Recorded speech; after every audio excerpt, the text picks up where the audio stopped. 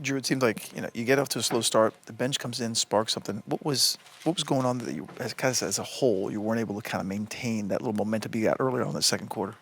Yeah, I think they're a really good defensive team. They just kind of got us in the mud. They got us, our offense a little stagnant. We just got to do a better job of continuing to buy in on both ends when the ball's not going in the basket there for those little stretches. Nights like this where things just don't seem to be working, but how is that in the game where you're trying to look for solutions as the game goes on and they're just not coming? What are you kind of looking for as keys to try to get going? Yeah, I think at that point you just got to try to make some inspiring plays, like try to breathe a little bit of life into, all it takes is one or two big defensive stops or something like that to kind of spark a run. We didn't really get any of those tonight. The one part that was encouraging was the bench hasn't been playing particularly well late as a whole, but tonight, again, in that second quarter, you saw it. What can you take from that where say, okay, this is the energy we need to provide in these moments, whether we're up or down? Yeah, I think we looked a little bit more like ourselves there in that second quarter. Just trying to get us back into the game, try to provide that a little bit of that spark. But I think at the end of the day, we're here to win games, and so we got to try to maintain that throughout the whole 48, both units, everybody that steps on that floor. Finally, you get in funks like this where you're just not winning games in any formula, whether you're shooting well or not.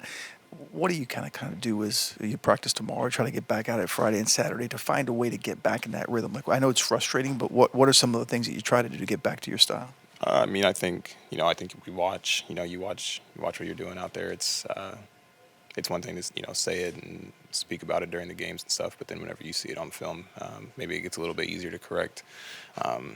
Just got to have maybe some tough conversations, make sure that we're all coming together as a team. Just fighting for the same goal. What was going on this game where it just seemed like nothing can get in rhythm throughout? Maybe other than that little spark in the second, you kind of couldn't find anything as a team. Yeah, I think ultimately we just got to do more, dig deeper. It's one thing when you got one bad game, but when it's, a lot of struggles, things not going our way, we got to dig deep and find a way to win. If you only win when you make your shots, you're only going to win, half the games, and we want to be better than that. We want to be a great team, so we just got to dig deeper and bring more every single night. I know these things get frustrating, but what point I know you guys say a lot of words to each other. Coaches try to do their job. You guys are encouraging each other, but at what point is it where like words don't matter anymore? It's more so what you're doing on the court and trying to find a way. Absolutely. I think, we've said what we needed to say. We just got to go out there and do it. I know we're very capable. I think our guys, we got a great locker room. It's just collectively we all got to come together and, lift each other up. And, right now it's a struggle. We're going to get through this. I know we are. And we just got to do more.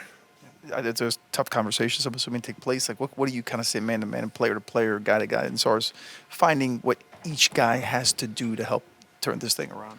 Yeah, I think it all starts individually. We all got to look ourselves in the mirror. I know I can do a lot more.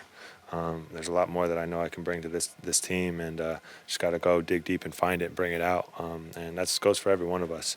Like I said, it's a tough stretch right now, and we're really going to discover who we are in this time. And, I'm confident in this team. I'm confident in this locker room. And this is something that we're just going to have to battle through. Thanks, I appreciate it. Normally, you guys were held to your lowest scoring game of the season, and now having lost 8 of the last 9 games, just your initial kind of reactions from this type of performance tonight. Defense wasn't there. Defense wasn't good. Can't get out to what we want to do if we can't get stops. Taking the ball at the basket slows down the pace. So that was the issue tonight. Norm, we saw you kind of be pretty vocal there late in the game on the bench. What was your message to the team in that spot, and why did you feel like that? That was the spot for you to take that role and take that leadership role? Because it was a few times in the game where coach draws up something or puts together something that we got to go out there and execute, and we just totally do something completely opposite, just make it up, and not having the attention to detail. So I was pretty frustrated because it's happened not only this game but a few times in this tough stretch that we're going through, and we're a young team, but we got to focus on the details of the game. That's going to help us get out this losing streak however you want to call it. This moment that we're in, the spot that we're in, is being better with the details of the game on both sides of the ball and how we want to execute and who we want to be. Norm, how did you think Toronto's pressure, how much ball pressure they're putting on you guys, how did that kind of affect the offense overall? I mean, we know the type of defense that they play. You know, it's not the first time facing them. We know that they're going to be physical. They lead the league or second in the league in deflections, being in the gaps, things like that. Make the game very difficult and not moving the ball, moving them, playing out of closeouts, getting the ball to the second and third side, and finding good looks. You know, it's just tough to attack them. Straight on. You know, they got good defenders, long defenders, and they play good team defense. And we got to do a better job of, like I said, just executing and going out there and playing our type of game, no matter how physical they are and what they're doing. We have a counter to that, but we haven't been getting to those counters. We just kind of the definition of insanity. So we got to change that. You mentioned executing some of those counters. You guys sprinkled in a little more screening in this game. Do you see that being a part of, I guess, the next few games and moving forward? A little more screening?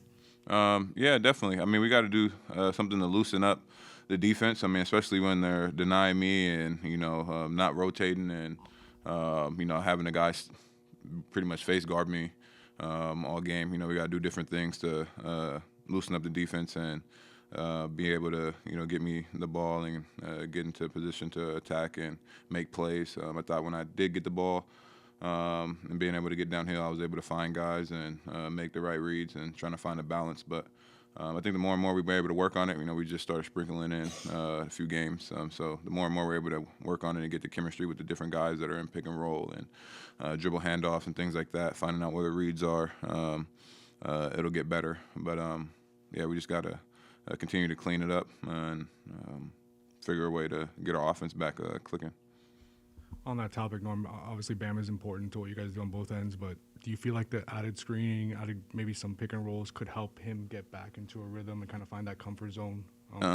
Yeah, definitely. I've been in his ear. I've been very vocal with talking to him and him, trying to find his spot, pick his spots, get him in that little 17 to 15-foot range where he can, you know, get to his midi or get to his ISO rip and goes out of the DHOs and the mid pick and rolls, having him play in that pocket. You know, hopefully the more we do that, the more he'll be able to make those reads and get back to his game. But I definitely think we need that for him just to get some touches and fill his way into the offense.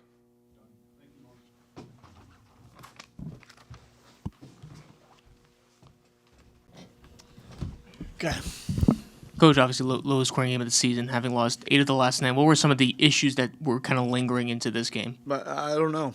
This is not what I would have predicted. I thought we were ready. Thought we had a good session this morning. I thought coming off of our last 2 games on the road, even though they were losses, there were way more good things than negative things. The New York game, we competed with a great spirit. You know, that kind of game, you'll win a lot of games. But I don't even know right now. You know, I knew that after New York, a competitive will against really good teams, it was, you know, a lifeless start. And then we just felt like we were digging back the rest of the game, you know, and you have to credit Toronto. They came out with force and speed in this game that we couldn't, you know, get a grapple on. I know it's more than scoring with Bam, but what have you thought about his shots during this recent stretch, and is there anything you feel like you can be done to maybe get him back into a rhythm? Yeah, you know, we're working on some of these things, and you know, I have to be better, you know, for him. But his heart's in the right place. You know, he wants to help the team however he can. He's a great competitor, This, kind of stretch of a season weighs on him like it would weigh on a coach. That he carries it. Right now, we can figure all that stuff out. We just have to figure out how to collectively come together and get a win, and then do it again, and then rinse and repeat. We have a game and an identity that, we can wrap our mind around. It's about consistently, bringing that kind of competitive force defensively, collectively. We're a very good team defensively. We can be top 5, when we really commit to it and understand how important it is. Offensively, there's things where, it can look great at times. We can't have 4 games like this. We haven't had many of these. It was Sacramento and this. We really just didn't feel like we brought that competitive force. And I got to figure out why, and then correct it. Toronto has the personnel to do it, but they were pressuring up pretty high on Yeah. your attackers. How do you think the guys handled that and how it affected the game? Yeah, they got us out of anything that we tried to do until the end when the game was over, pretty much. But they pressured us. They got us out of step. We weren't moving the way we're capable of.